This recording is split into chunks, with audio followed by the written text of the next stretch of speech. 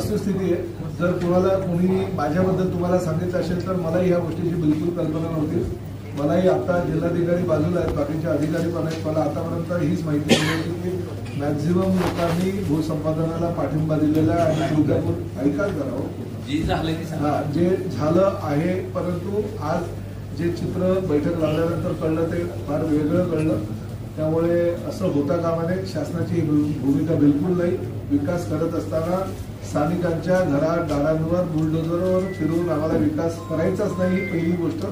दुसरी गोष्ट अशी की तुमचा विषय अजूनही वेगळा आहे, कारण तुमची घरं ही छत्रपतीच्या काळातली घरं आहेत आणि ही वस्तुस्थिती आहे की तुम्ही लोकांनी त्या काळी मुघलांच्या ताब्यात म्हणजे हे मंदिर त्यांच्यापासून वाचवलं, ही पण वस्तुस्थिती नाकारता येणार नाही। त्यामुळे आपण ह्या बाबतीतला असा निर्णय आता मी पहिला जिल्हाधिकाऱ्यांना दिलेला आहे की पुढील आठवड्यामध्ये तुम्हाला सगळ्यांना जे काही विस्थापित लोक आहेत सगळ्यांना एकत्रितरित्या बोलवून, हो तहसीलदार ऐका, तुम्ही आणि तुमच्या दोघांची जबाबदारी, तुम्ही सगळे जेवढे यामध्ये तुमच्या ह्या आराखड्यामध्ये जे काही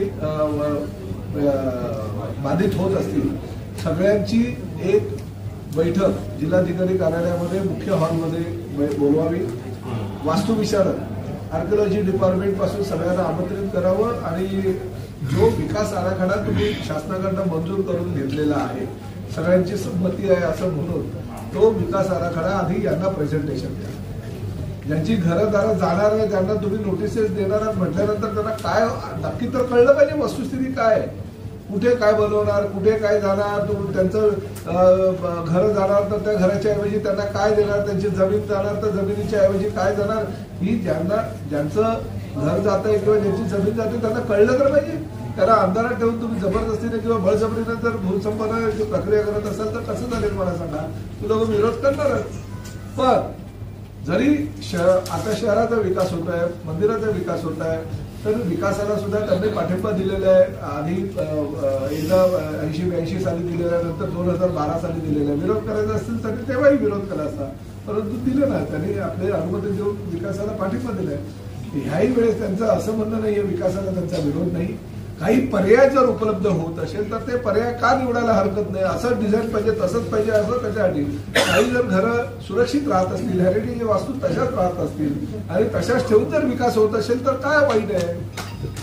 त्यामुळे माझं असं म्हणणं विकास करायचाच आहे। मी ह्या मताचा आहे, तुळजाभवानी मंदिराचा विकास आराखडा हा 100% होणारच। परंतु शेवटी जी बाधित होत आहेत त्या बाधितांची घरं राखून जर विकास होत असेल तर अजूनही चांगलं आहे। त्यामुळे माझं असं म्हणणं आहे की आधी सगळ्यांना तुम्ही बोलवा, पुढल्या आठवड्यामध्ये सगळ्या संबंधित आर्किटेक्टांनी यांची एक बैठक घेऊन जे बाधित होत आहेत त्यांच्या बरोबर तुळजाभवानी मंदिर परिसर विकास आराखड्याचं प्रेझेंटेशन करा जिल्हाधिकाऱ्यांनी आणि संबंधित सगळ्या अधिकाऱ्यांनी त्या ठिकाणी थांबावं आणि त्यांना त्याची माहिती द्यावी। एक दुसरं ते झाल्यानंतर मी परत 17 तारखेला इथं आहेत, धाराशिवला आहे, तर त्याचा माहिती सगळी मिळाल्यानंतर मला जर मुंबईला तुम्ही लोक काही तुमचे 4-5 लोक येऊ शकले तर मुंबईला पण भेटायला काही हरकत नाही आणि त्यानंतर जर गरज पडली तर आपण 17 तारखेला परत एक बैठक या ठिकाणी घेऊ आणि त्या बाबतीतला अंतिम निर्णय